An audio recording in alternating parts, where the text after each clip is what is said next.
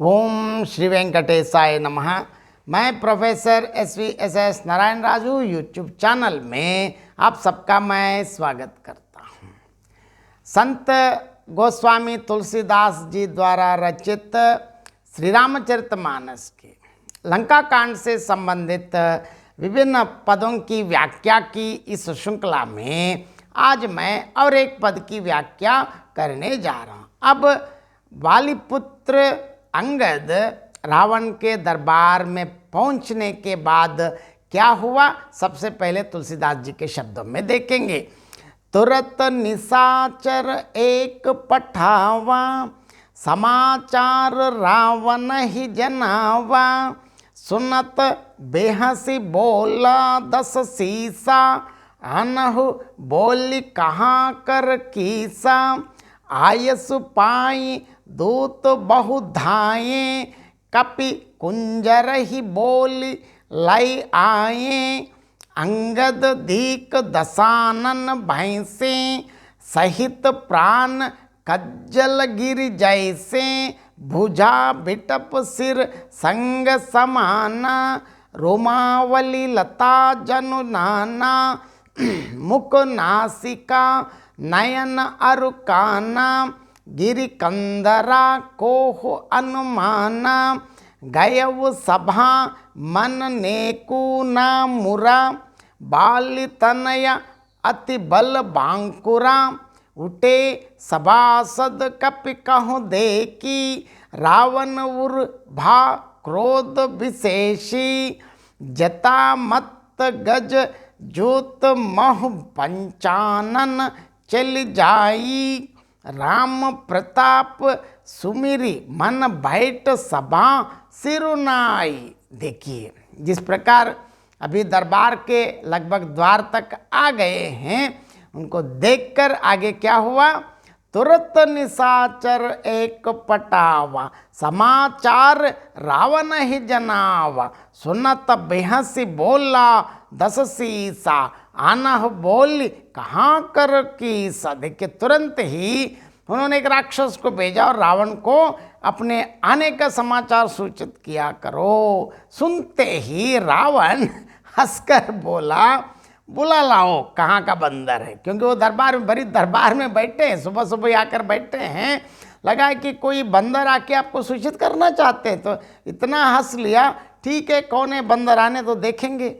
आयस पाए दूत बहु धाये, कपि कुंजर ही बोल लई आए।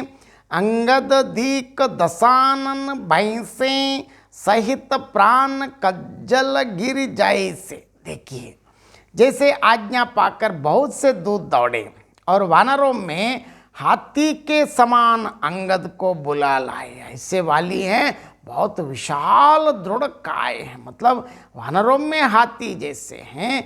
अंगद ने रावण को ऐसे बैठा हुए देखा जैसे कोई प्राणयुक्त सजीव, मतलब प्राणयुक्त मतलब सजीव काजल का पहाड़ हो। मतलब इतना काला है कि लग रहा है कि काला, मतलब काजल का ही पहाड़ हो।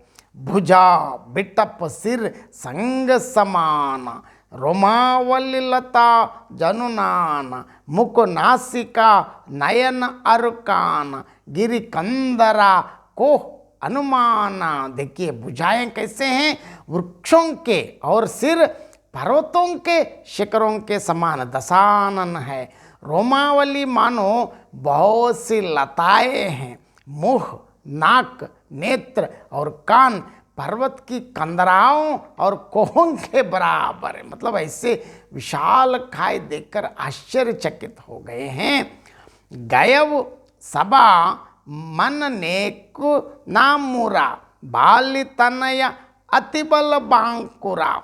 उठे सभासद कपि कहु देखी, रावण उर भा क्रोध विशेषी। देखिए अत्यंत बलवान भांग के वीर बालीपुत्र अंगद सभा में गए। वे मन में जरा भी नहीं झिझके, क्योंकि कोई डर नहीं, एकदम निडर, अत्यंत निर्भीकता के साथ। क्योंकि उनके साथ कौन है, हम सब जानते हैं श्रीमन नारायण के दूत हैं, उनके लिए क्या डर की बात है।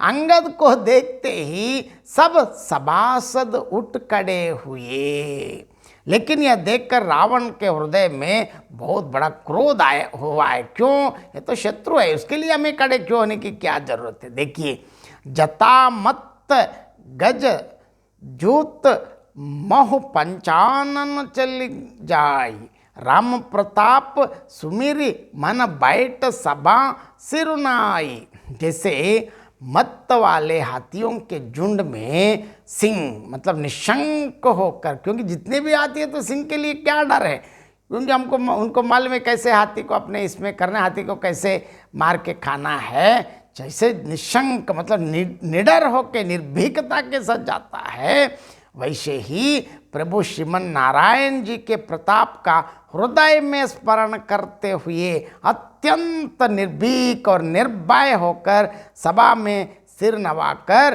बैठ गए। इसी का मैं और एक बार संक्षेप में बताना चाहता हूँ। शीघ्र ही यथाशीघ्र ही उन्होंने मतलब अंगद ने एक निशाचर भेजकर रावण को अपने आने का समाचार सूचित किया। सुनते ही दश शीश दशानन अर्थात रावण ने हंसकर कहा, बुला लाओ देखेंगे, क्योंकि कहाँ का बंदर है, क्यों आए हैं, क्या काम है भाई, देखो। और उनकी आज्ञा पाते ही अनेक निशाचर, क्योंकि अभी ये लोग देख लिया है, दौड़ दौड़ कर आए और वानरों में हाथी जैसे अंगद को बुला लाए। अंगद ने रावण को देखिए ऐसे बैठे हुए देखा, शायद जैसे कोई प्राणवान, कोई सजीव काजल का पर्वत हो, ऐसे दिख रहे हैं। और देखिए यहाँ रावण का वर्णन तुलसीदास जी बढ़िया बताते हैं कि उसकी भुजाएं वृक्षों के और सिर पर्वत शिखरों के समान है। शरीर की रोमावलियाँ मानो बहुत सी लताएं हैं। मुख, नाक, नेत्र और कान पर्वत की कंदराओं और कोहों के समान लगते हैं, इतने भयंकर दिख रहे हैं। अब देखिए, महान बलशाली बांके वीर बालीपुत्र अंगद अब सभा में गए हैं। उनका मन रावण का प्रभाव देखकर जरा भी मतलब एकदम उनको कोई झिझकाई क्यों, उनके डरने की क्या जरूरत है, क्योंकि वो अंगद को देखकर सभी सभासद उठ खड़े हुए। यह देखकर रावण को बहुत बुरा लगा, क्रोध आए हैं। क्यों? जैसे मत्त वाले हाथियों के झुंड में सिंह चला जाता है, वैसे ही हृदय में श्रीमन नारायण का नाम लेकर, क्योंकि वो साधारण नहीं, प्रभु श्री रामचंद्र जी के दूत बनकर और अब और एक बार और एक मौका रावण को देना चाहते कि अब युद्ध की जरूरत नहीं है, आप अगर सीता को वापस दिए तो हो जाते। कहने के लिए अब आगे क्या कहा, जिस प्रकार अंगद एकदम श्री राम जी के प्रताप का स्मरण कर वे सभा में सिर नवाकर सबको नमन करते हुए बैठ गए हैं। जय श्री राम।